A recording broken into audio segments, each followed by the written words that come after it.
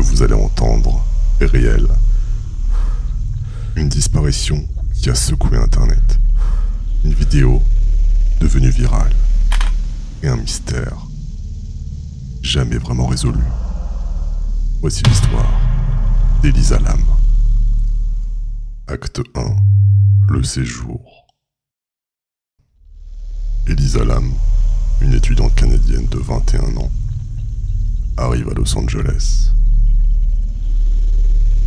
Elle voyage seule, veut découvrir la Californie. Elle choisit de séjourner au Cecil Hotel, un vieux bâtiment du centre-ville. Meurtre, suicide, overdose. Certains le surnomment l'hôtel de la mort.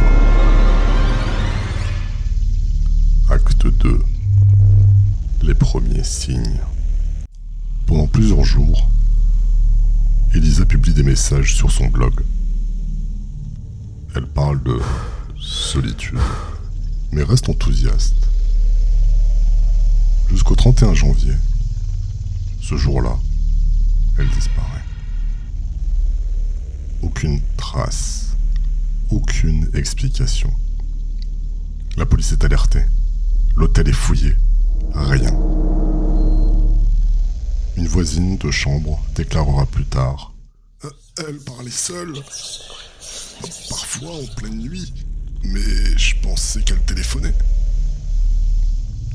Dans le hall, une caméra l'a filmée assise, seule, immobile, durant plus de 20 minutes. Cette séquence n'a jamais été publiée. Acte 3. La vidéo. La vidéo fait 2 minutes. On y voit Elisa entrer dans l'ascenseur. Elle appuie sur plusieurs boutons. L'ascenseur ne se ferme pas. Elle se penche, sort la tête, se recule. Agit comme si quelqu'un la suivait. Elle fait des gestes étranges avec les mains, comme si elle parlait à quelque chose qu'on ne voit pas. Puis, elle sort de l'ascenseur. Et on ne la revoit jamais.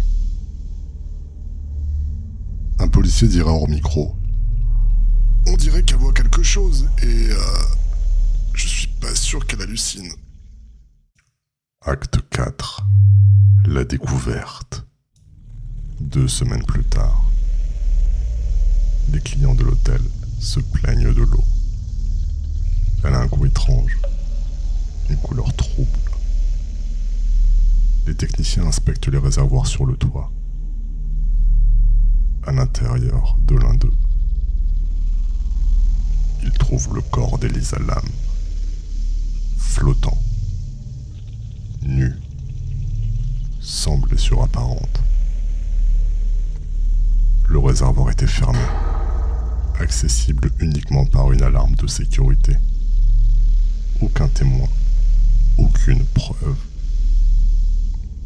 Certains employés affirment que l'alarme ne s'est jamais déclenchée. Pourtant, l'accès est censé être surveillé.